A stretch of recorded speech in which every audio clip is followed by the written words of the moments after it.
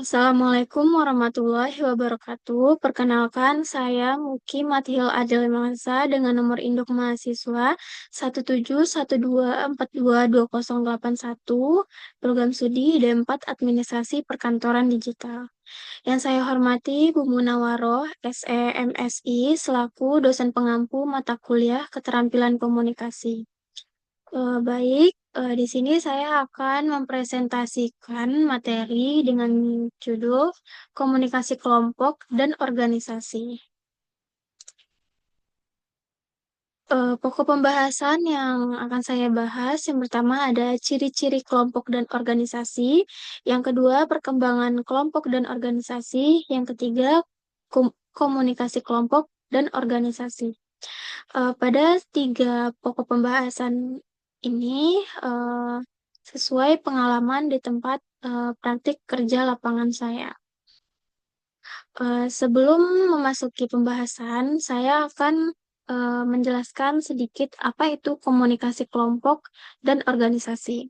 Komunikasi kelompok dan organisasi itu merupakan bagian penting dalam ilmu komunikasi, terutama dalam lingkungan kerja. Melalui komunikasi, organisasi dapat menjalankan fungsi koordinasi, pembagian tugas, dan penyampaian kebijakan dalam eh, dan penyampaian kebijakan.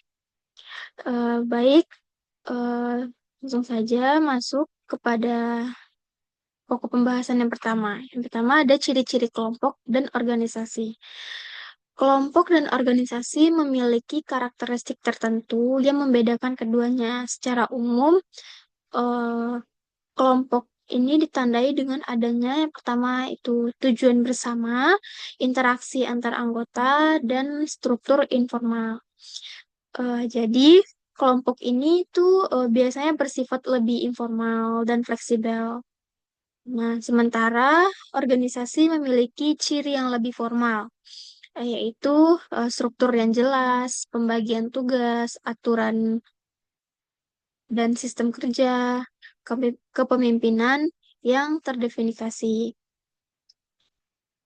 Jadi dalam organisasi itu eh, terdapat pembagian tugas, aturan, sistem kerja, serta kepemimpinan yang jelas. Nah, contoh kaitan pada tempat PKL di PT Davitro Indonesia.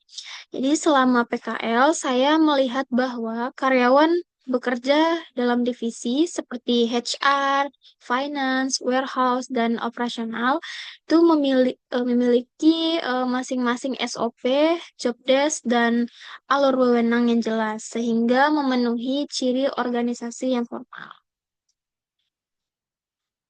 Lanjut, pembahasan yang kedua yaitu perkembangan kelompok dan organisasi. Nah, sebuah kelompok atau organisasi itu tidak bersifat statis, namun terus berkembang melalui tahap-tahap seperti yang pertama itu pembentukan atau forming, yang kedua penyesuaian atau evaluasi, atau storming dan norming. Yang ketiga ada pelaksanaan fungsi kerja yang optimal atau performing. Contoh pada perkembangan kelompok dan organisasi ini di tempat PKL, yaitu di PT David Indonesia, saat perusahaan mulai menggunakan presensi digital, awalnya terdapat penyesuaian karena beberapa karyawan belum terbiasa. Setelah adanya sosialisasi oleh HR, evaluasi, serta pembaruan sistem, penggunaan presensi digital menjadi lebih stabil dan efektif, menunjukkan perkembangan organisasi dalam adaptasi terhadap teknologi. Nah, selanjutnya itu pokok pembahasan komunikasi kelompok dan organisasi. Komunikasi organisasi merupakan proses penyampaian informasi dalam struktur formal maupun informal untuk mencapai tujuan bersama.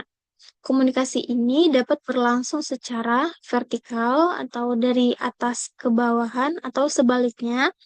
Yang kedua itu horizontal atau antar divisi setara. Yang ketiga diagonal atau lintas divisi tidak langsung dalam struktur. Nah, contoh komunikasi kelompok dan organisasi dalam pada KL saya di PT Dapur Indonesia, itu komunikasi formal dilakukan melalui briefing, email, dan grup WhatsApp internal. Misalnya, ketika terjadi error pada presensi digital, HR memberikan pengumuman resmi melalui grup pesan dan menyampaikan instruksi ulang mengenai presensi manual. Nah, selalu supervisor kemudian mengkonfirmasikan ulang ke anggotanya agar informasi dipahami dan dilaksanakan. Nah, hal ini tuh juga menunjukkan bahwa komunikasi organisasi berjalan terstruktur, terarah, dan efektif. Nah, jadi dapat disimpulkan bahwa kelompok dan organisasi ini memiliki ciri tertentu, berkembang dari waktu ke waktu, dan sangat bergantung pada komunikasi yang efektif agar tujuan dapat dicapai.